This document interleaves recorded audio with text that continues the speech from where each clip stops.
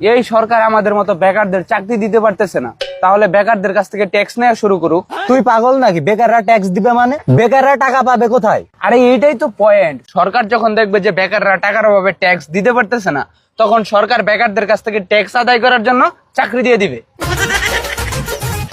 আমি বলি শোন, সরকার যদি চায় এই ফেসবুক স্ক্রলিংটাকে কিন্তু কাজে পরিণত করতে পারে। আমরা এই বেকাররা সব থেকে কিন্তু বেশি টাইম স্পেন্ড করি এই ফেসবুকে। সরকার যদি আমাদের প্রত্যেকটা স্ক্রলিং এ 10 পয়সা করে দেয় আর প্রত্যেকটা কমেন্টে যদি 50 পয়সা করে দেয়, তাহলে কিন্তু আমরা একদিন মিলিয়নার হয়ে যেতাম। পাগল হইলি নাকি? পরে তো সবাই চাকরি বাকরি ছেড়ে দিয়ে ফেসবুকে স্ক্রলিং শুরু করে দেবে। এই চালাকিটা ধরতে পারলে না, যখন সবাই চাকরি ছেড়ে দিয়ে ফেসবুক স্ক্রলিং করতে আসবে, তখন তো অনেকগুলো পদ খালি হয়ে যাবে। তখন ওই খালি পদগুলো গিয়ে আমরা জয়েন করে নিব।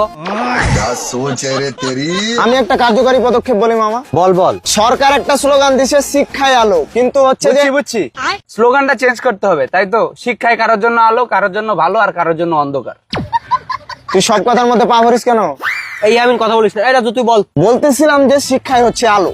এখন এই শিক্ষা যদি আমাদের ঘর আলোকিত করতে না পারে, মানে পড়াশোনা শেষ হওয়ার পরে আমরা যদি চাকরি না পাই, তাহলে এ যাবৎকালে আমাদের পড়াশোনার পেছনে যত টাকা খরচ হয়েছে, সরকারকে সব টাকা ফেরত দিতে হবে।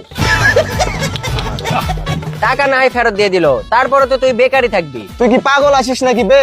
আমার আব্বা বলছে এ যাবৎকালে আমার পড়াশোনার পেছনে 25 লাখ টাকা খরচ হয়েছে। 25 লাখ টাকা যদি কারো কাছে থাকে, সে কি বেকার থাকবে? মামা, তোর 25 লাখ টাকা দিয়ে আমরা দুজন ব্যবসা করি, চল। 25 লাখ না, তোর 25 আর আমার 25, 50 লাখ। দেখ কি সব আকাশ কুসুম চিন্তা করিস তোরা। আমি কি বলি সেটা শোন। বল বল। বেকার সমস্যা দূর করতে হলে সরকারের উচিত প্রত্যেকটা জেলায় জেলায় free skill development training centre চালু করা। কিন্তু কিসের স্কিল শিখাবে? স্কিল শেখাবে বেকাররা কিভাবে সমাজে সার্ভাইভ করে বেঁচে থাকবে। আরে স্কিল যদি শিখাই, তাহলে বেকারত্ব দূর করার স্কিল শিখাবে, কিভাবে কাজ করা যায় সেই সব শিখাবে। দেখ এইসব স্কিল তো আমার আগেই আছে, তারপরেও তো আমি বেকার। তোর কি এমন স্কিল আছে একটু শুনি তো? আমার ইলেকট্রনিক স্কিল আছে, আমি সব ইলেকট্রনিক যন্ত্রপাতি ঠিক করতে পারি, তারপরেও তো আমি বেকার। মামা, তুই সে না যে আমাদের ক্লাসরুমের ফ্যান ঠিক করতে যায় ক্যাম্পাসের পুরো ট্রান্সমিটার উড়াই দিছিলি?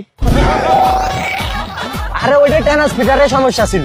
এই থাম, এবার প্ল্যান দেবো আমি। আচ্ছা কি প্ল্যান বল শুনি। প্ল্যান হলো, আমাদের বেকার সমস্যা দূর করতে হলে আমাদের সবাইকে উদ্যোক্তা হতে হবে। কিন্তু উদ্যোক্তা জিনিসটা কি? এই জন্যই তুই বেকার। তুই এত মানে বুঝাস, তাহলে আমাদের বুঝাই দে উদ্যোক্তা মানে কি, নাকি? তুই হয়তো ভুলে গেছিস আমিও বেকার। উদ্যোক্তা মানে কি আমিও জানি না।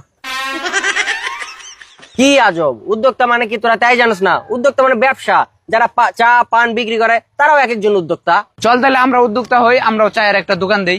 দেখ বিশ্ববিদ্যালয়ে পড়েও চায়ের দোকান দেবো, মান সম্মানের একটা ব্যাপার আছে না? সেই তুই বেটা, এই জন্য তো তুই বেকার শালা। তুই কাজকে শুরু করে দেখতেছস, চা বিক্রি করা কি কোনো মামা কাজ?